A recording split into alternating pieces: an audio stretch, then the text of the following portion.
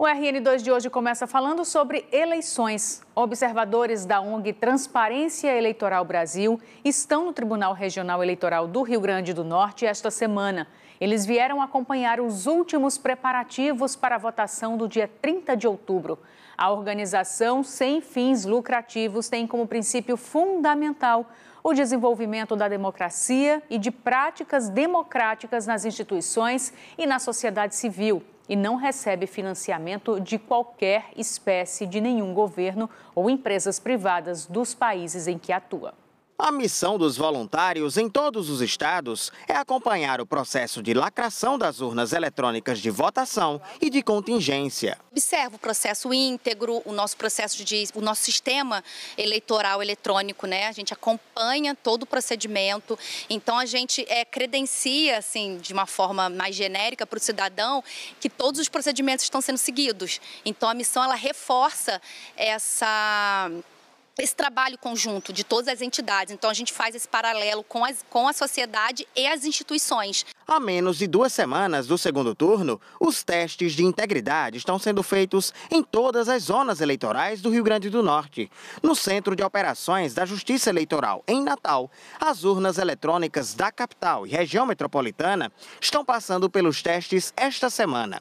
As urnas vão ficar guardadas nas zonas eleitorais até a véspera da eleição, quando seguem para os locais de votação e sessões eleitorais. O programa usado nas urnas eletrônicas já vem lacrado do Tribunal Superior Eleitoral e é o mesmo que já foi utilizado no primeiro turno das eleições. Agora, no segundo turno, a preparação das urnas é feita com os dados dos eleitores e também dos 2 candidatos que disputam o cargo de presidente da República. A única coisa diferente do primeiro turno para o segundo turno, que nessa preparação do segundo turno a gente chama, até que é uma preparação, é uma carga light que a gente dá nas urnas, que na verdade só precisa de uma atualização dos candidatos. Não é necessário mais toda aquela carga que foi gerada no primeiro turno, com dados de votação, né, os sistemas, esses todos já constam das urnas. No dia da votação, 88 voluntários no Brasil e 10 no exterior também vão acompanhar a votação. A ONG Transparência Eleitoral Brasil ainda vai acompanhar a transmissão dos dados e a totalização dos votos em 15 estados e na sede do Tribunal Superior Eleitoral em Brasília. A gente acompanha os mesários, as informações que os mesários fornecem para o eleitor. Na verdade, a intenção é que o eleitor tenha uma segurança para exercer o seu direito ao voto. Então, ele tem que chegar no local de votação e aquele local estar apto para ele poder votar e se sentir seguro. O governo do estado vai publicar amanhã um decreto que estabelece a gratuidade no transporte rodoviário e metropolitano para garantir o deslocamento de eleitores para a votação do segundo turno. Vamos falar com o Sérgio Henrique Santos, que traz mais informações ao vivo para a gente. O governo vai bancar os custos dessa operação, porque falamos ontem sobre esse assunto aqui no RN2, mas ainda não havia nenhuma decisão local, nem municipal, nem estadual, até porque tinha que haver o pagador dessa conta, né? E agora o governo vai bancar essa conta, hein, Sérgio? Boa noite. Exatamente, Emily. Boa noite para você, boa noite, Rio Grande do Norte. Foi o que o governo anunciou através de uma nota que faria o pagamento das passagens para que o transporte seja oferecido de forma gratuita no segundo turno das eleições. Essa decisão foi tomada depois de uma reunião de representantes do setor, representantes da FETRONOR, que é a federação que cuida do transporte intermunicipal aqui no Rio Grande do Norte, e a definição de que haverá sim transporte gratuito custeado pelo governo do estado nos dias 29 e 30, ou seja, véspera e dia da votação, no caso do transporte intermunicipal. E para o transporte metropolitano, ou seja, daquelas linhas que cruzam os municípios que compõem a região metropolitana de Natal, a gratuidade será apenas no dia da eleição, das 4 horas da madrugada até a meia-noite. Uma regulamentação vai ser publicada amanhã no Diário Oficial do Rio Grande do Norte, mas a FETRONOR confirmou essa informação. Ela já havia divulgado que só teria condições de fornecer transporte gratuito se o órgão ou o ente público ou o próprio governo que anunciasse a gratuidade tivesse condições de custear esse transporte. A FETRONOR disse que, no caso do transporte metropolitano, o embarque vai ser livre e, no caso do transporte para o interior do estado, por exemplo, com a apresentação do título nos guichês, para que o eleitor, o título eleitoral ele vai ter que apresentar nos guichês, para que o eleitor possa emitir as passagens de ida e volta para a cidade do interior em que ele vota. Detalhes como, por exemplo, a frota que vai ser disponibilizada, quantos ônibus e horários, isso vai ser definido segundo a FETRONOR, depois da publicação do decreto pelo governo do estado. Emily. Obrigada, Sérgio Henrique Santos, pelas informações ao vivo aqui no RN2. Lembrando que, em relação ao município, por enquanto está valendo a tarifa social no domingo da eleição, ou seja, meia passagem. Vamos falar de segurança pública. Uma tentativa de assalto a um mercadinho na zona norte da capital terminou com um assaltante morto e um ferido. O dono do comércio também foi atingido pelos disparos. O grupo criminoso vestia fardas de um outro supermercado assaltado há 2 meses em Natal. A tentativa de assalto aconteceu em um supermercado na Avenida Boa Sorte, no bairro Nossa Senhora da Apresentação, zona norte de Natal. De acordo com a polícia, pelo menos 5 homens chegaram armados e anunciaram o assalto. No momento, houve uma troca de tiros com uma pessoa ainda não identificada e um dos criminosos morreu no local. Muito tiro, houve muito tiro. Só fiz baixar a porta e entrei pra dentro pra me proteger dos tiros.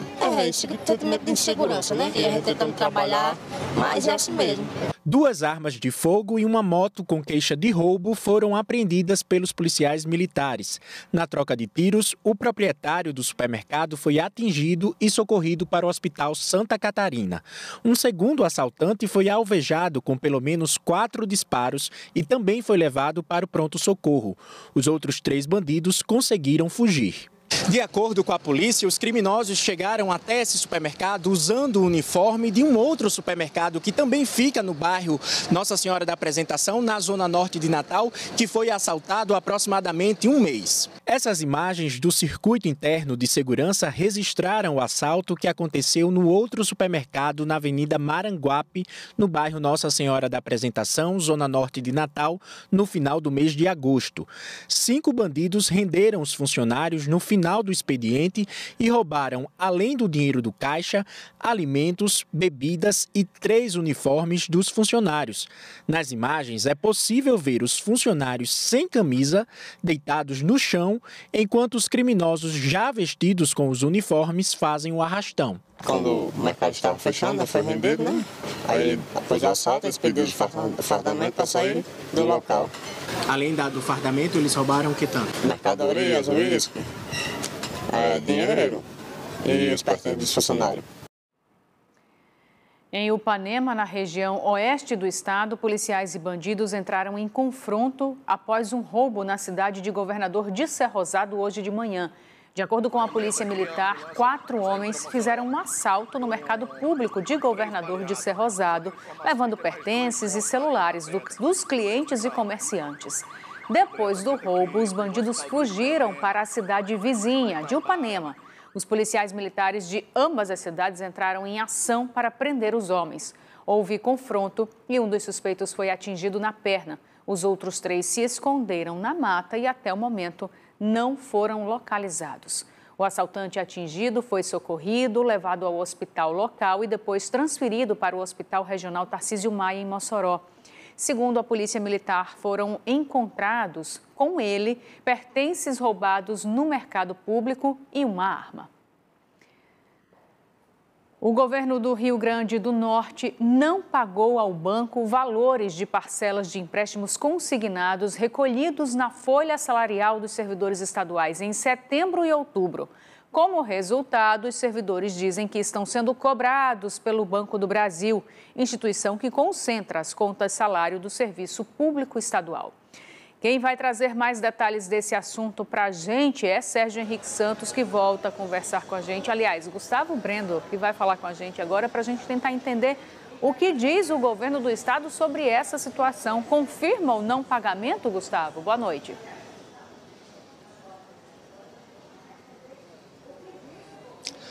Oi, Emily, boa noite para você, boa noite para todos. O governo do estado admitiu que não foi feito o pagamento e, em nota, afirmou que esse pagamento será feito nos próximos dias, mas também não estabeleceu um prazo.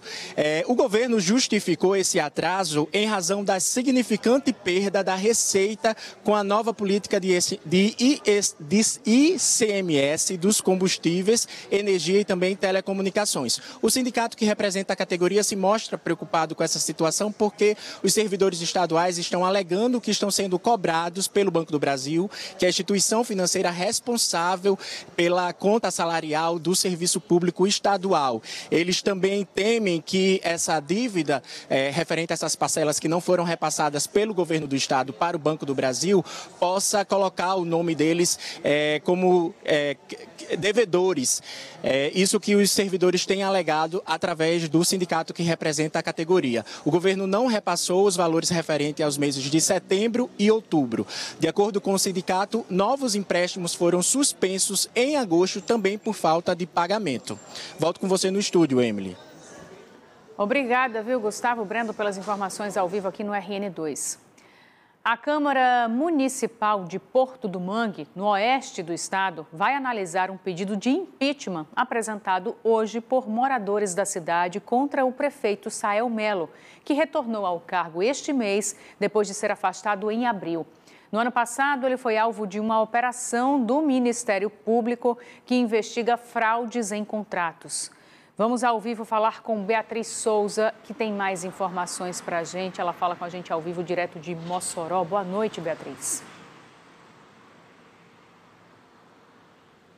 Boa noite, Emily. Boa noite para todo o Rio Grande do Norte. É isso mesmo. A população de Porto do Mangue foi hoje às ruas protestar contra o retorno do prefeito. O prefeito começou a ser investigado no ano de 2020 após a respeito de investigações deflagradas pelo Ministério Público a respeito de uma investigação fraudada, a respeito de um esquema fraudulento. O prefeito e o gerente contábil foram afastados após o início da investigação feita pelo Ministério Público, com a suspeita de que uma empresa de materiais de construção estaria sendo utilizada pelo prefeito, pelo gerente e por terceiros para o cometimento de fraudes. Segundo a Polícia Militar, a empresa de fachada estaria sendo utilizada em contratos para a prefeitura e o prefeito foi afastado em junho de 2021 e retornou agora em outubro de 2022. Com o retorno dele, alguns moradores foram às ruas com faixas e cartazes, até mesmo a prefeitura pediu impeachment do prefeito. Foram à Câmara da cidade e participaram da sessão e fizeram todo o processo para pedir o impeachment. Quem vai trazer mais detalhes sobre o que vai acontecer agora que esse pedido foi feito é Isidro Júnior, presidente da Câmara de Porto do Mangue. O pedido protocolado de impeachment ele vai ser analisado pela assessoria jurídica da Casa e o rito da Lei 201/67 manda que a admissibilidade ou não do impeachment tem que passar pelo plenário. Ou seja, a maioria dos vereadores vai decidir se aceita ou não a investigação contra o prefeito Sael Melo de impeachment. Posteriormente, colocado em votação, se a maioria resolver que aceita o pedido de impeachment, será sorteado 3 vereadores para se criar uma comissão processante, na qual essa comissão terá 90 dias para investigar os fatos, escutando ambas as partes e emitir um parecer, um relatório, sendo favorável ou contra o impeachment de Sael Melo. Posteriormente, isso irá em plenário para saber se a maioria dos vereadores vota a favor do impeachment ou não. Desde o afastamento do prefeito, 3 pedidos de impeachment passaram pela casa. Em nota, a prefeitura da cidade falou que todo mandato é pautado na seriedade e que agora eles buscam recuperar o tempo perdido que o prefeito não pôde exercer o cargo, para a manutenção e o próprio trabalho na cidade. O Ministério Público ainda está investigando o caso do suposto fraude. Volto com você no estúdio, Emily. Obrigada, Beatriz, pelas informações ao vivo, direto de Mossoró. Vamos para o intervalo agora que passa bem rápido, não saia daí. Na volta você vai ver que 3 homens foram presos suspeitos de uma série de furtos. Sabe de quê? banheiros químicos. Isso aconteceu na região metropolitana aqui de Natal. Os banheiros roubados ainda eram vendidos na internet. Lembrando que quem compra produto roubado também está cometendo um crime. Logo depois do intervalo, a gente traz os detalhes para você.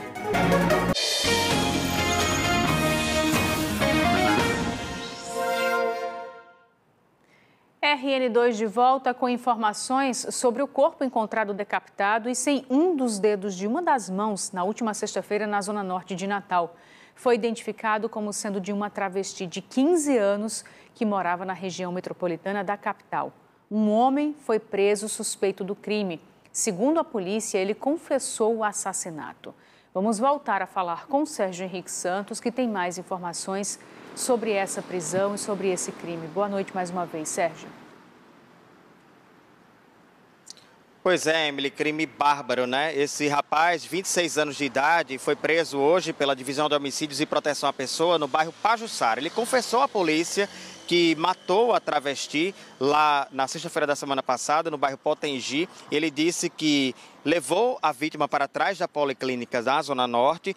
Depois houve um desentendimento com essa travesti, ele acabou matando ela, cortando um dedo da mão e a decapitando. Esse crime foi na madrugada da sexta-feira, o corpo foi achado por um vigilante da policlínica pela manhã. A vítima foi identificada pelo ITEP, trata-se de Ismael Gomes da Silva, identificação oficial, tinha 15 anos de idade e é natural de Olinda, Pernambuco. Usava como nome social Esther, esta travesti. O homem confessou à polícia que a matou e depois teria jogado a cabeça dela num cacimbão. Então hoje a Divisão de Homicídios e Proteção à Pessoa acionou o ITEP e também o Corpo de Bombeiros para uma operação de resgate do resto do corpo da travesti nesse cacimbão lá em Genipabu. Porém, as buscas foram encerradas porque o poço é muito profundo e a cabeça não foi localizada. As buscas seguem amanhã. Uma novidade sobre a prisão é que depois de confessar o crime, apesar de ter sido um crime tão bárbaro, ele vai responder em liberdade. Ele foi solto, não havia mais o flagrante, o crime foi na sexta-feira da semana passada. Vai responder a este crime em liberdade porque não havia um mandado de prisão contra ele. Com relação ao corpo da travesti, segue no ITEP. A família já assinou uma procuração determinando que a vítima seja sepultada em São Gonçalo do Amarante, onde ela morava aqui no Rio Grande do Norte. A família da vítima que mora lá na região metropolitana do Recife. Os trâmites, inclusive os trâmites do sepultamento, estão sendo conduzidos pela Coordenadoria da Diversidade Sexual e de Gênero do Governo do Estado. Emily. Obrigada, Sérgio Henrique Santos. Difícil de acreditar e de aceitar, né, que na justiça tem a brecha para que uma pessoa que confessou ter cometido um crime tão bárbaro, tão cruel, vá para casa e responda a esse crime em liberdade. Obrigada pelas informações, viu, Sérgio? 3 homens foram presos hoje, suspeito de uma série de furtos de banheiros químicos na região metropolitana aqui de Natal. Os banheiros roubados eram vendidos na internet. 2 banheiros químicos foram furtados de uma feira em Felipe Camarão. O crime aconteceu por volta das 4 horas, na madrugada dessa quarta-feira. Segundo a Guarda Municipal de Parnamirim, a equipe estava realizando um treinamento em frente à prefeitura quando recebeu a informação de que a quadrilha estava passando pela cidade em direção ao povoado de Piquiri, em Canguaretama, onde os banheiros seriam vendidos. A equipe conseguiu localizar os suspeitos. Os 3 foram presos e encaminhados para a delegacia de Parnamirim. Colocava no Facebook o anúncio e as pessoas compravam. Então, quem comprava cometeu o crime realmente porque, quer queira, quer não, eles sabiam que o preço não seria esse. Então, tinha consciência de que estava comprando um produto roubado. Vão ser autuados. Quem a gente for pegando, a gente vai autuar pelo crime de receptação. Dos 3 suspeitos, 2 têm passagem pela polícia. Pelo menos 12 banheiros foram furtados da mesma empresa. O dono aluga banheiros químicos. Desde o mês de agosto, ele disse que vem tendo prejuízo. Dos 12 banheiros que já foram furtados nos últimos meses, apenas 6 foram recuperados. Prejuízo absurdo, né? Porque a gente tenta oferecer um serviço para a comunidade e vem com essas notícias. Um homem foi preso em um estacionamento de um shopping aqui de Natal com um aparelho que bloqueia a trava de carros. Vinícius Marinho tem as informações. que foram repassadas pela Polícia Civil dão conta de que por volta das 8 horas da noite, um homem estava saindo do estacionamento do shopping, que fica localizado no bairro do Tirol, zona leste da capital, e já estava entrando no estabelecimento, quando percebeu que esqueceu um objeto. Retornando para o carro, ele viu que um homem estava dentro do seu veículo. O suspeito já estava com 2 celulares na mão. Na fuga, ele soltou os 2 celulares e a vítima foi até a central de segurança do shopping para relatar o ocorrido. O homem, que é apontado como suspeito, havia trocado de camisa e ido também à central de segurança do shopping para informar que ele havia sido vítima de um furto. Mas, na verdade, era ele o suspeito de estar com uma chave de telecomando por radiofrequência. Essa chave é conhecida no meio criminoso como chapolim. Através dela, o criminoso consegue bloquear o sinal de travamento do controle do carro para que a vítima não consiga travá-lo por completo e, por isso, consiga abrir com a maior facilidade. O suspeito foi encaminhado através da central de segurança do shopping para a central de flagrantes da Zona Sul da Polícia Civil. Geralmente esse pessoal fica dentro de outro veículo para não tornar visível para a vítima. Ele fica apertando direto esse dispositivo e consegue copiar a frequência da vítima e ele não consegue travar o carro. Então, fica o alerta para quem agora está nos acompanhando de saber e de quando entrar em qualquer lugar público, em qualquer estacionamento, no caso de ser um shopping, por exemplo, de se certificar se a trava do carro, se o carro realmente foi travado, foi trancado, não é isso? Exatamente. Sempre conferir realmente se realmente está travado, porque não confiar na primeira vez que ele acionou o dispositivo. Sempre conferir realmente se foi travado o veículo. Uma marquise metálica desabou sobre um carro hoje de manhã em Natal, na Avenida Tomás Landim, no bairro de Igapó. De acordo com as informações dos inquilinos do imóvel, o acidente aconteceu por volta das 9 da manhã, depois de um forte vento. Todo mundo estava trabalhando e ainda bem que não tinha ninguém aí, os funcionários aí na frente aí, que sempre fica as meninas aí na frente aí esperando abrir, não aconteceu nada. É possível ver que a armação de sustentação já retorcida está bem corroída pela ferrugem. Uma parte de alvenaria também veio abaixo. Ninguém se feriu. Um veículo que estava embaixo da marquise, onde fica um estacionamento, foi atingido. A Defesa Civil de Natal esteve no local após ser acionada pelo Corpo de Bombeiros. A avaliação foi realizada e, segundo os técnicos, a estrutura que restou na parte de cima não oferece mais risco. Os desembargadores do Tribunal de Justiça do Rio Grande do Norte elegeram os novos dirigentes do Poder Judiciário para o biênio 2023-2024 durante a sessão plenária de hoje. O desembargador Amilcar Maia foi eleito presidente. A escolha observa o critério de antiguidade no tribunal. O Pleno também elegeu o desembargador Glauber Rego como vice-presidente e o desembargador Gilson Barbosa como próximo corregedor-geral de Justiça.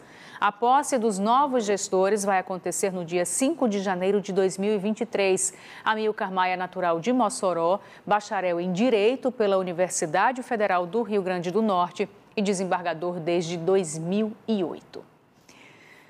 Antes de encerrar o RN2 de hoje, vamos falar sobre futebol, porque daqui a pouquinho, logo mais, aqui na tela da Inter TV, você vai acompanhar a final da Copa do Brasil entre Flamengo e Corinthians, 2 times que reúnem aí as maiores torcidas do Brasil.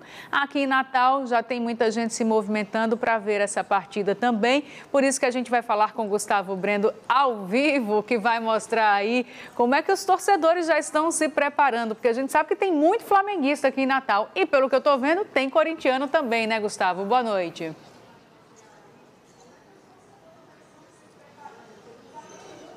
Tem sim, Emily. Boa noite mais uma vez para você. A bola vai rolar a partir das 9h45, depois da novela Travessia, lá no Maracanã, valendo a final da Copa do Brasil. E jogam os 2 times, como você falou, que tem as maiores torcidas do Brasil, o Corinthians e o Flamengo. Aqui em um bar, no bairro de Candelária, os torcedores já começaram a chegar, já estão reservando ali as mesas, reunindo os amigos para assistir o jogo daqui a pouco. Tanto o Corinthians quanto o Flamengo, os 2 times têm 3 títulos da Copa do Brasil. Então, quem ganhar vai ser tetracampeão. Por aqui já tem um flamenguista, um corintiano. Eu já observei, Emily, tem mais flamenguista, por enquanto, aqui onde o pessoal pretende assistir o jogo daqui a pouco. Mas eu quero saber deles o placar, porque o primeiro jogo foi de 0-0, então nenhum time tem vantagem. Então vai valer aquele que ganhar no tempo normal e se houver empate vai para os pênaltis. Começando por Marcelo, que é corintiano, qual é o seu palpite para o jogo daqui a pouco? Eu acho que vai ser 1-0, gol de Matheus Vital, o herói improvável. Aí ele gosta de marcar contra time carioca. Agora eu quero saber do flamenguista, qual é o palpite para o jogo de hoje? Rapaz, vai ser um jogo duro. O Corinthians vem forte, querendo ganhar lá dentro do Maracanã. Mas eu e o meu Menguete, o grupo que a gente vê com os amigos, eu creio que vai ser um 2-1, um gol de Pedro e um gol de Gabigol, o rei das finais, que demonstra o amor que ele tem pelo Flamengo. Valeu, obrigado, Vitor, obrigado, Marcelo. E o pessoal aqui vai acompanhar o jogo na tela da InterTV, que começa a partir das 9h45, depois da novela Travessia. Eu volto com você aí no estúdio, Emily. Valeu, Gustavo. Todo mundo ligado, viu? Será que tem gol do Gabigol hoje? Às 9h45 aqui na tela da InterTV, você fica sabendo. A gente se despede por hoje. Muito obrigada pela sua companhia. Ótima noite e até amanhã.